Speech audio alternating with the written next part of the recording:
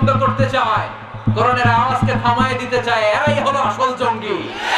একটি হঠাৎ ঘোষণায় বদলে দিল দেশের ধর্মীয় আবহ, যেখানে হাজারো মানুষ অপেক্ষা করছিলেন এক মাহফিলের, যেখানে মঞ্চে উঠে কুরআনের আলোয় আলোকিত হবেন ডক্টর মিজানুর রহমান আজহারি। সেই মাহফিলগুলোই এক নিমেষে স্থগিত ঘোষণা করা হলো। খবরটি আসতেই স্তব্ধ পুরো দেশ। ধর্মপ্রাণ মানুষের মুখে বিস্ময়, হতাশা আর প্রশ্ন, কেন, কী কারণে এই সিদ্ধান্ত? যে কারণটি সামনে এসেছে তা নিঃসন্দেহ যুক্তিসঙ্গত মনে হলেও রাজনৈতিক বিশ্লেষকরা বলছেন এ যেন পুনরাবৃত্তি এক দশক আগের ঘটনার, যখন একইভাবে বাতিল হয়েছিল ডক্টর জাকির নায়েকের বাংলাদেশ সফর। তখনও জনমনে উঠেছিল প্রশ্ন, কোন অদৃশ্য শক্তির ইশারায় থেমে গেল সেই আগমন? আজ সেই একই প্রশ্ন যেন ফিরে এসেছে নতুন রূপে। এবার কেন্দ্রে ডক্টর মিজানুর রহমান আজহারি। তার এই ঘোষণা শুধু একটি মাহফিল স্থগিতের সিদ্ধান্ত নয়, বরং এক নিঃশব্দ বার্তা যে দেশে ধর্মের মঞ্চ এখন রাজনীতির ছায়া থেকে মুক্ত নয়। এটা কি কেবল নিরাপত্তার অজুহাত, নাকি ধর্মীয় কণ্ঠস্বরকে নীরব করার আরেকটি নতুন অধ্যায়? ডক্টর মিজানুর রহমান আজহারি স্বয়ং তার অফিসিয়াল ঘোষণায় এই স্থগিতাদেশের কারণ ব্যাখ্যা করেছেন। তিনি জানিয়েছেন, উন্মুক্ত মাঠে অনুষ্ঠিতব্য আমার এবছরের বিভাগীয় সকল তাফসির মাহফিল স্থগিত ঘোষণা করা হলো।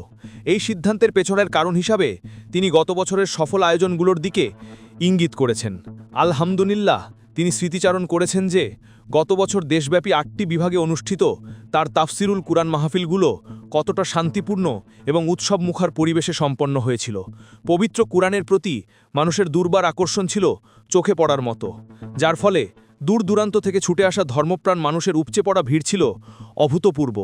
লাখো মানুষের এই স্বতঃস্ফূর্ত জমায়েত সামাল দিতে আইন শৃঙ্খলা রক্ষাকারী বাহিনীর সদস্যদের রীতিমতো হিমশিম খেতে হয়েছিল।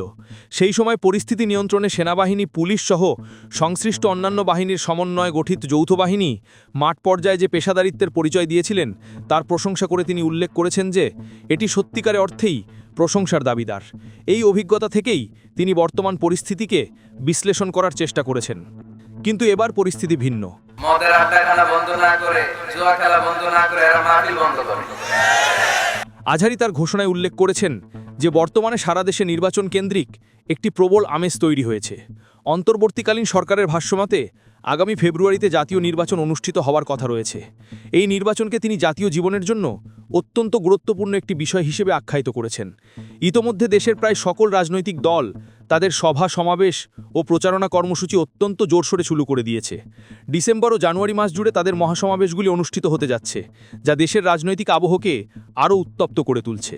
জননিরাপত্তা নিশ্চিত করার স্বার্থে এসব মহাসমাবেশগুলোতে আইনশৃঙ্খলা রক্ষাকারী বাহিনীর সদস্যদের ব্যাপক হারে মোতায়েন করতে হবে, এটা একটা অবশ্যম্ভাবী বাস্তবতা।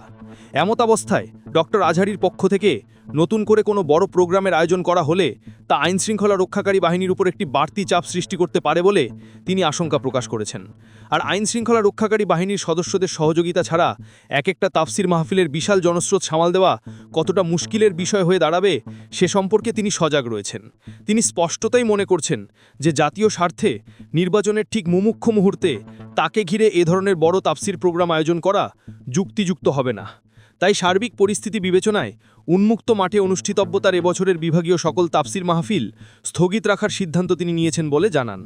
এই কারণগুলো বাহ্যিকভাবে যৌক্তিক মনে হলেও এর পেছনের গল্পটি আরও জটিল এবং গভীর। মিজানুর রহমান আজহারির এই ধরনের অস্পষ্ট বার্তা প্রদানের ইতিহাস নতুন নয়। এর আগেও 2020 সালে তিনি দেশ ছেড়ে চলে গিয়েছিলেন অস্পষ্ট এক বার্তা দিয়ে। দীর্ঘ সময় ধরে তিনি আর দেশে ফিরে আসেননি, যার পেছনে আসলে কী কারণ ছিল তা নিয়ে জনমনে ছিল নানা প্রশ্ন আর গুঞ্জন। অবশেষে 5ই আগস্ট জানা যায় সেই আসল কারণ। তৎকালীন ক্ষমতাসীন সরকারের প্রধান শেখ হাসিনার চাপেই তাকে দেশ ছেড়ে চলে যেতে বাধ্য হয়েছিল, এমনটাই দাবি করা হয়। এই সত্যটি অনেকের কাছেই অজানা ছিল না, যা সরকারের ক্ষমতার প্রভাবের এক নগ্ন চিত্র তুলে ধরেছিল। তো এবারও যখন তিনি তার প্রোগ্রাম বাতিলের পেছনে কিছু আপাত যুক্তি তুলে ধরছেন, তখন অনেকেই এই কারণগুলোকে অস্পষ্ট হিসেবেই দেখছেন। তাদের মতে আসল কারণ হয়তো অন্য কোথাও লুকিয়ে আছে, যা প্রকাশে আনা হচ্ছে না। শেখ হাসিনা ক্ষমতাচ্যুত হওয়ার পর গত বছর মিজানুর রহমান আজহারি আবারও দেশে ফিরে আসেন এবং দেশব্যাপী 8টি সফল মাহফিল করেন। সেই সব মাহফিলে তিনি অত্যন্ত কৌশলী কিন্তু শক্তিশালী একটি সাধারণ বার্তা দেওয়ার চেষ্টা করেছিলেন। তার সেই কমন বার্তাটি ছিল, এক দল খেয়েছে, আরেক দল খাওয়ার জন্য বসে আছে। এই বাক্যটির মাধ্যমে তিনি যে দেশের প্রচলিত ক্ষমতা কাঠামো এবং রাজনৈতিক দুর্নীতির বিরুদ্ধে ইঙ্গিত করছিলেন তা বুঝতে বেগ পেতে হয়নি কারো। তিনি প্রকাশ্যে চাঁদাবাজির বিরুদ্ধেও অত্যন্ত সোচ্চার ছিলেন। এই ধরনের স্পষ্ট এবং নির্ভীক বক্তব্য ক্ষমতাসীন মহলে প্রচণ্ড অস্বস্তি সৃষ্টি করেছিল। এর ফলস্বরূপ পল্টনের গদি লড়বড় হয়ে গিয়েছিল বলে উল্লেখ করা হয়েছে, যা ইঙ্গিত করে যে তার কথায় রাজনৈতিক কেন্দ্রগুলো কেঁপে উঠেছিল। চারিদিক থেকে ক্ষমতাসীন দলের নেতা নেত্রীরা আজহারিকে জামাতি রাজাকার বলে গালি দেওয়া শুরু করেন, যা তার উপর রাজনৈতিক চাপ সৃষ্টির একটি সুস্পষ্ট প্রচেষ্টা ছিল। পরিস্থিতি আরও খারাপের দিকে গড়ায় যখন শেষমেশ সিলেটের একটি মাহফিলে উদ্দেশ্যমূলকভাবে গণ্ডগোল পাকানো হয়। এই ঘটনার পর থেকে মিজানুর রহমান আজহারি ক্ষমতাসীন মহলের চোখের কাঁটা হয়ে ওঠেন। তার জনপ্রিয়তা এবং প্রভাব তাদের জন্য এক অনাকাঙ্ক্ষিত বিপদ হিসেবে বিবেচিত হতে শুরু করে। এই বছরের প্রেক্ষাপটে মিজানুর রহমান আজহারি যদি তার মাহফিলগুলো বাতিল না করতেন, তাহলে কি হতে পারত বা কি হবে তা যেন সবার কাছে একটি উন্মুক্ত গোপনীয়তা। দেশের সামনে যখন একটি পরিবর্তনের পথ উন্মুক্ত, তখন মিজানুর রহমান আজহারি নিঃসন্দেহে তার মাহফিলগুলোতে চাঁদাবাজ আর দুর্নীতিবাজদের বিরুদ্ধে আরও কড়া ভাষায় কথা বলতেন। তিনি জনগণকে সতর্ক করতেন, তাদের সচেতন করতেন যে ভোট একটি পবিত্র আমানত এবং এটা যেন সঠিক পত্রে দেওয়া হয়। এই ধরনের বার্তা নির্বাচনের ঠিক প্রাক্কালে জনগণের মধ্যে ব্যাপক প্রভাব ফেলত। ফলে জনগণ হয়তো চাঁদাবাজ এবং দুর্নীতিবাজদের আগেই লাল কার্ড দেখিয়ে দিত, অর্থাৎ তাদের প্রত্যাখ্যান করত।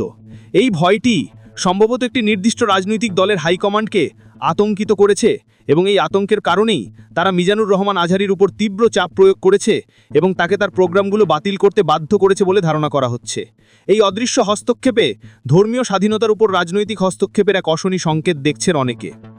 এইসব ঘটনার প্রতিক্রিয়ায় সাধারণ মানুষের মধ্যে থেকে অনেকেই, যারা নেজিরা নামে পরিচিত, তাদের কণ্ঠে উঠেছে এক দৃঢ় প্রতিবাদ। তারা বলছেন, এই সব বল প্রয়োগে তারা কয়জনকে থামাবে?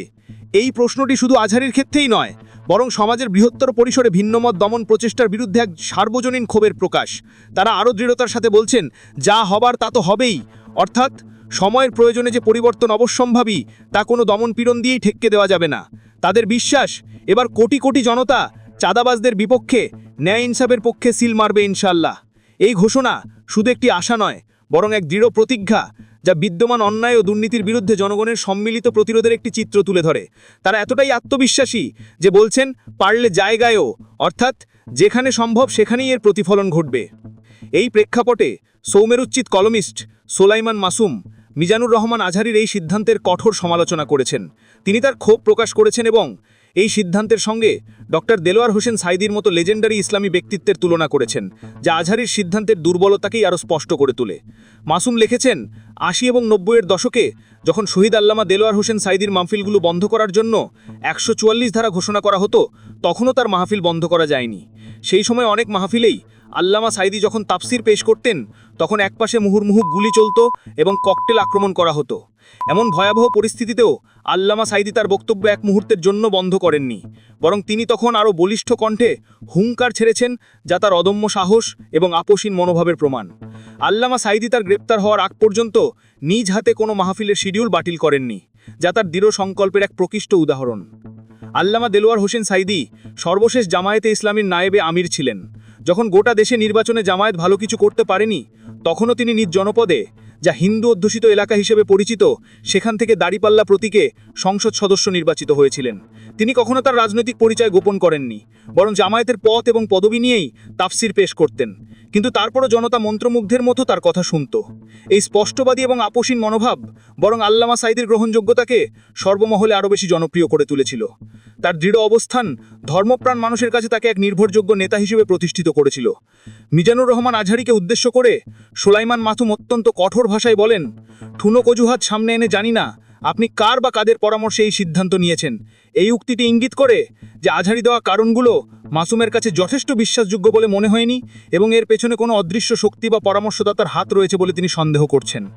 মাসুমের মতে, অথচ এই সময়টাই ছিল জাতিকে সঠিক দিক নির্দেশনা দেওয়ার উপযুক্ত সময়। দেশের বর্তমান টালমাটাল রাজনৈতিক ও সামাজিক পরিস্থিতিতে, যেখানে মানুষের মধ্যে ব্যাপক অনিশ্চয়তা এবং বিভ্রান্তি রয়েছে, সেখানে একজন জনপ্রিয় ইসলামী চিন্তাবিদ হিসেবে আজহারির উচিত ছিল মানুষকে সঠিক পথে পরিচালিত করা। তিনি আজহারি গৃহীত কৌশল নিয়েও প্রশ্ন তুলেছেন। সবার কাছে নিজেকে গ্রহণযোগ্য এবং বিতর্কের ঊর্ধ্বে রাখার যে কৌশল অবলম্বন করলেন, তা আশা করিনি। মাসুমের মতে, এই মুহূর্তে নিরপেক্ষ থাকাটা এক ধরনের আপোষ, যা ইসলামী আন্দোলনের আদর্শের পরিপন্থী। তিনি স্পষ্টতই উল্লেখ করেছেন যে ইসলাম, ইসলামী আন্দোলন, ইসলামী রাজনীতি, ইসলামী রাষ্ট্র প্রতিষ্ঠার যে সংগ্রাম চলছে তার পক্ষে আপনার ভূমিকা রাখার এটাই সঠিক মৌসুম ছিল। মাসুমের এই কথাগুলো থেকে বোঝা যায় যে তিনি আজহারির কাছ থেকে একটি বিপ্লবী এবং রাজনৈতিকভাবে সক্রিয় ভূমিকা আশা করেছিলেন, যা তিনি পাননি। আবারও তিনি প্রশ্ন তুলেছেন, জানি না কে বা কারা আপনাকে এক্ষেত্রে প্রভাবিত করলো। এই বাক্যটি আবারও সেই অদৃশ্য ইঙ্গিতের দিকে ইঙ্গিত করে যা আজহারিকে এই সিদ্ধান্ত নিতে বাধ্য করেছে। পরিশেষে তিনি আবেগপ্রবণ হয়ে আজহারিকে আহ্বান জানিয়েছেন, শহীদ আল্লামা দেলোয়ার হোসেন সাঈদীর মতো ইসলামী রাষ্ট্র প্রতিষ্ঠার আন্দোলনে বিপ্লবী ও আপোষহীন হতে শিখুন ভাই আমার। এই আহ্বানটি কেবল একটি উপদেশ নয়, বরং একটি আদর্শ মানদণ্ড তুলে ধরেছেন, যার তুলনায় আজহারির সিদ্ধান্ত দুর্বল মনে হয়েছে মাসুমের কাছে। মাসুমের চূড়ান্ত রায়, সিদ্ধান্তটি সঠিক হয়নি। এই পুরো পরিস্থিতি বাংলাদেশের ধর্মীয় ও রাজনৈতিক অঙ্গনের একটি জটিল বাস্তবতা তুলে ধরে। ডক্টর মিজানুর রহমান আজহারির মতো জনপ্রিয় একজন বক্তার মাহফিল বাতিল হওয়ার ঘটনা কেবল একটি সূচি পরিবর্তন নয়, বরং এর পেছনে রয়েছে ক্ষমতার টানাপোড়েন, অদৃশ্য চাপ আর একটি জাতির ভবিষ্যৎ নিয়ে গভীর ভাবনা। প্রশ্ন উঠেছে, এই সিদ্ধান্ত কি শুধুই নির্বাচনী ডমাডলের ফলাফল, নাকি এর পেছনে রয়েছে গভীরতর কোনো রাজনৈতিক হিসাব যা জনসমক্ষে আনা হচ্ছে না? দর্শক ও পাঠক মহলের প্রশ্ন, এই সিদ্ধান্ত কি শুধুই নির্বাচনী ডমাডলের ফলাফল, নাকি এর পেছনে রয়েছে গভীরতর কোনো রাজনৈতিক হিসাব? এটাই ছিল ডক্টর মিজানুর রহমান আজহারির আকস্মিক মাহফিল স্থগিতের পেছনের গল্প। এক ঘোষণা যা শুধু একটি ধর্মীয় অনুষ্ঠান নয়, বরং সমাজ ও রাষ্ট্রের অন্তর্নিহিত টানাপোড়েনের প্রতিফলন। এই ঘটনার মধ্যে দিয়ে উঠে এসেছে এক গুরুত্বপূর্ণ প্রশ্ন। আজকের বাংলাদেশে ধর্ম, রাজনীতি ও সামাজিক বাস্তবতা, এই তিনের সংযোগ কতটা সূক্ষ্ম আর কতটা প্রভাবশালী? এই বিষয়ে আপনাদের মতামত জানতে আমরা আগ্রহী। আপনার মূল্যবান মন্তব্য নিচের কমেন্টে জানান। আর যদি মনে হয় আমাদের এই বিশ্লেষণ আপনাকে ভাবিয়েছে, তাহলে দেশের চলমান বাস্তবতার আরও গভীর অনুসন্ধানে আমাদের সঙ্গে থাকুন।